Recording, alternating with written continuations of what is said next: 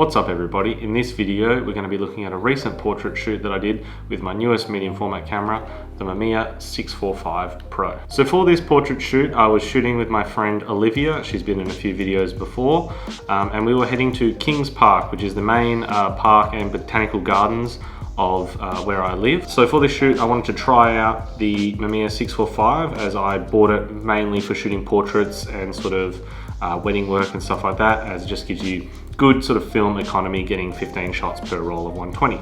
For the film I recently purchased some Portra 400 VC that I wanted to try out. I haven't shot too much in the way of expired film, but lately I've been wanting to try more, so I've been purchasing a bunch of different types of expired film, and I wanted to give the Portra 400 VC a try. So I started off the shoot by loading some into the Mamiya 645.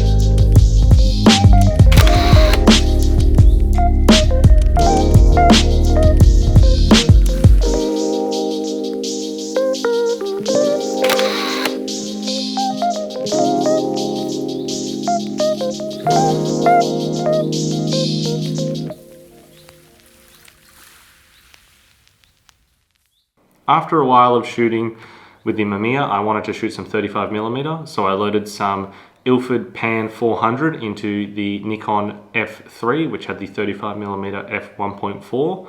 I hadn't shot with this film before and I wanted to give it a try. I've been liking trying different black and white films, and I developed it with Ilfotech HC at dilution 1:31.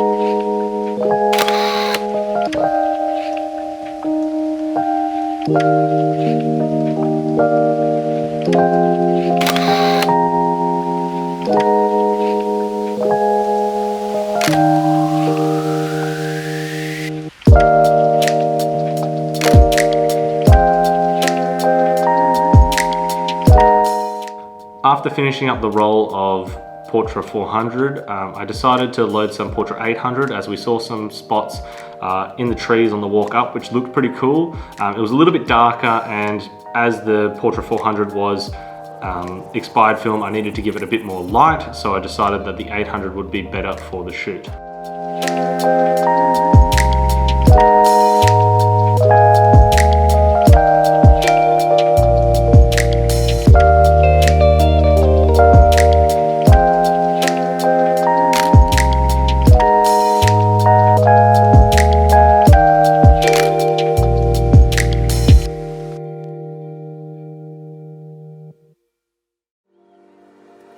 Wait, tell me what to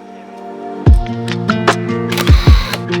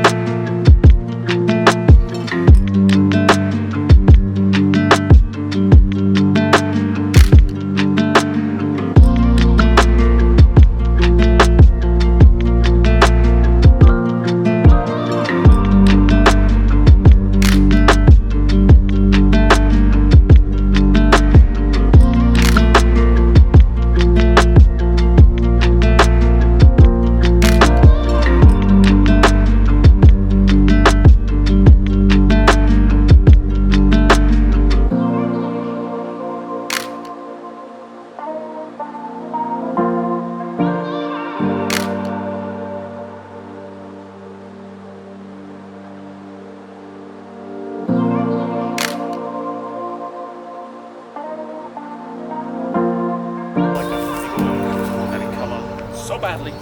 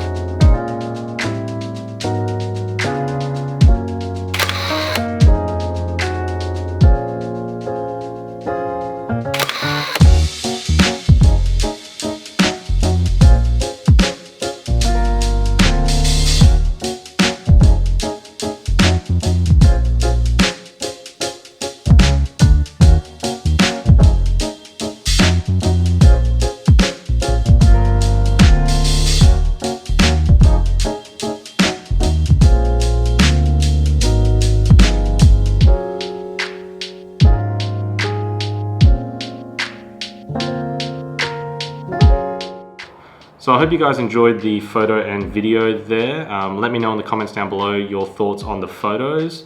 So I was very happy with the results, especially of the Portra 400 VC. I know a lot of people love Portra because it's very neutral and you can get a very sort of low contrast, neutral starting point. But one of the first things I do whenever I get scans back is I sort of pump up the blacks or make the blacks really black. I like that little bit more contrasty look for my Portra, and I like how it sort of brings some more saturation and sort of luminance to the colors.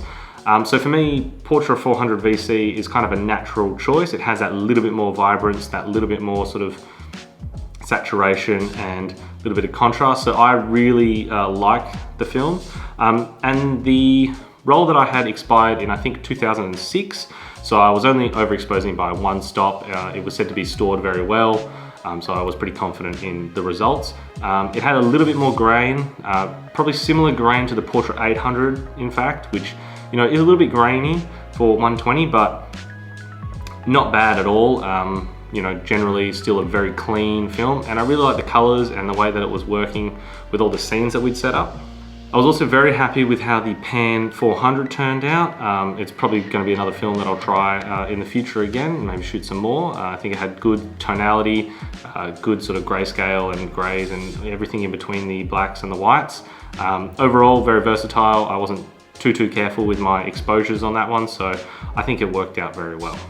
And the Portra 800, also good shots. I think we were sort of running out of light a little bit towards the end, so it limited us a little fraction, because in those trees, once the light gets a little bit low, it drops off really quickly. But you know, you get nice colors, nice saturation in there when you're in those shady spots, and you get some really nice specular highlights. So I'm very happy with essentially the whole shoot in general. I was also very happy with how the Mamiya performed. You know, these 645 cameras were sort of at the height of medium format cameras being the professional working cameras. So these things are really dialed in. They're super fast, they're super efficient.